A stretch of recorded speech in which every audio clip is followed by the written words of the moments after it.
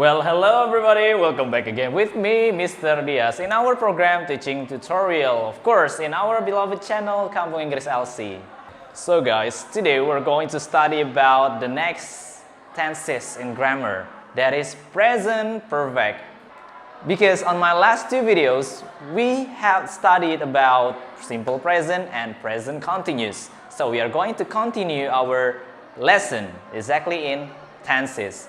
So, here it is, present perfect, and I'm going to explain you in bahasa to make you easy to understand.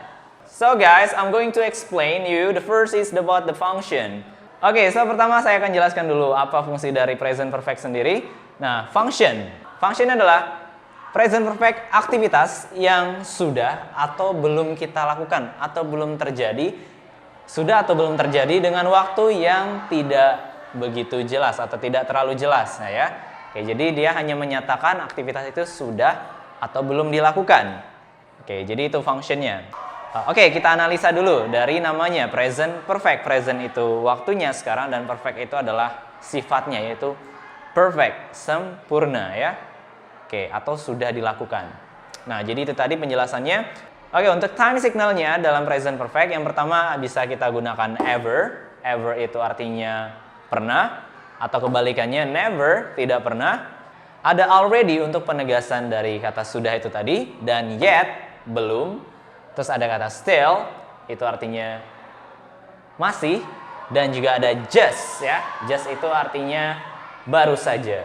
Oke? So, form bentuknya. Oke, bentuk dari present perfect pertama kita bisa menempatkan have atau has, atau kita mention, we're going to mention have or has at the beginning. After mentioning the subject, you must give have or has. Oke, jadi kalian harus menambahkan atau memberikan have atau has setelah kata itu, setelah subject. Nah, terus kita menggunakan verb yang di sini, yaitu verb 3. Oke, verb 3. Jadi dalam present perfect itu verb yang kita gunakan adalah verb 3 ya. Oke, di sini sudah ada beberapa subjek yang sudah saya tuliskan. Ada I, you, we, they, she, he, it. I, you, we, they, she, he, it. Nah, di sini dari seluruh subjek ini akan kita bagi menjadi dua tipe. Yang pertama ada I, you, we, they. Itu dia memakai have. Oke, ketika kita mau bilang sudah, saya sudah, itu biasa kita bilang I have. Atau kamu sudah, you have. Kita sudah, we have. They have, mereka sudah. Nah, jadi gunakan have untuk I, you, we, they. Sedangkan subjek she, he, dan it, ataupun orang ketiga yang bersifat tunggal, itu memakai has. Has. Oke? I, you, we, they memakai have, and she, he, it itu memakai has. Ya, teman-teman? Oke. Nah, terus ketika sudah mengucapkan have atau has yang diartikan sudah tadi, saya sudah, kamu sudah, kita sudah, mereka sudah, dia perempuan sudah, dia laki-laki sudah, dia benda sudah, dan siapa aja yang sudah melakukan aktivitas, oke, kita tambahkan verbnya, yaitu verb 3 tadi. Contohnya di sini saya gunakan ada studied. Oke, contohnya ada studied. Jadi kalau I have studied, artinya saya sudah belajar. You have eaten. Ini adalah bentuk ketiga dari makan, eat, at, eaten. Jadi kalian menggunakan eaten, I have eaten, saya sudah makan. Atau pakai they have played, mereka sudah bermain. Oke, misalkan they have played football, mereka sudah bermain bola. She has drunk, oke, she has drunk water. Dia perempuan sudah minum air. Atau pakai he has got something from his friend. Oke, dia sudah mendapatkan sesuatu dari temannya. Nah, jadi penggunaannya adalah have, has. Nah, bagaimana dengan time signal di sini?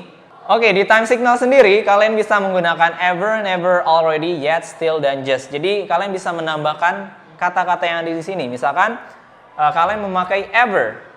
I have ever studied about grammar. Saya sudah pernah belajar. Oke, I have ever. Saya sudah pernah belajar grammar. Atau kalian mengucapkan kata already. Oke, already itu untuk menegaskan sudahnya. I have already eaten. 2 minutes ago. Saya baru saja atau saya sudah makan 2 menit yang lalu. Nah, jadi kalian bisa menggunakan already menegaskannya ya. Atau pakai just. Just itu baru saja. I have just studied about grammar. Saya baru saja sudah belajar grammar. Nah, jadi penggunaannya seperti itu, teman-teman. Oke. Nah, selanjutnya kita akan menggunakan kalimat negatif. Kalimat negatif itu simple banget. Tinggal kalian tambahkan not setelah have atau has. Pertama ada kata have not. Itu bisa menjadi haven't kalau kalian singkat. Haven't, haven't, haven't. Oke? Haven't artinya belum, kebalikan dari sudah. Ataupun hasn't, singkatan dari has not. Nah, jadi ada haven't, ada hasn't. Contohnya kita mau buat kalimat seperti ini. Kita belum belajar grammar. We haven't studied grammar. Oke, atau kita mau bilang lagi, dia perempuan belum mendapatkan izin dari ibunya. Dia perempuan belum mendapatkan izin dari ibunya. Dia perempuan apa? She. Belum mendapatkan. Hasn't got izin, permission dari, from ibunya. Her mother. So, kalau kita gabungkan, she hasn't got permission from her parent atau from her mother. Nah, jadi penggunaan dari I, you, we, they, she, he, it ini berbeda ya. Sekali lagi, I, you, we, they memakai have, she, he, it memakai has. Do you get the difference? Okay, that's good.